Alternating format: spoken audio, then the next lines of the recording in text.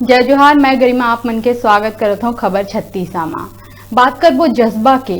जी हाँ, ए ठंड में लोगन मन अपन घर में दुबके बैठे है।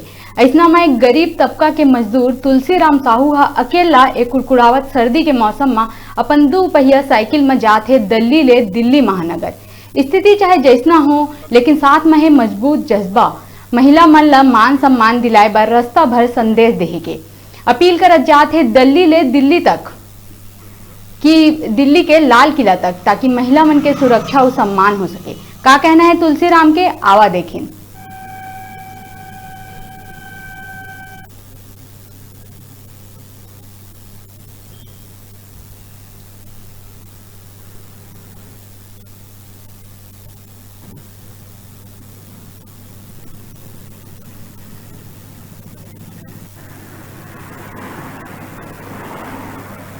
क्रमांक 14 कच्चे दफाई दिल्ली राजरा का रहने वाला हूँ।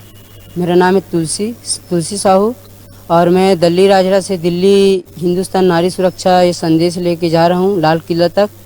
और अभी इस वक्त मैं दिल्ली राजरा से बालोद के लिए रवाना हो गया हूँ। नारी मन के लिए सुरक्षा के लिए मैं सब चीज़ आगे कर रहा हूँ। सफ़र के लिए तैयार हो के निकल चुका हूँ। भी जा रहे थे, अकेले जाने के लायक नहीं है। पहले जा सकता था, अब जाने की भी उम्मीद नहीं है क्योंकि छेड़खानी हो रहा है।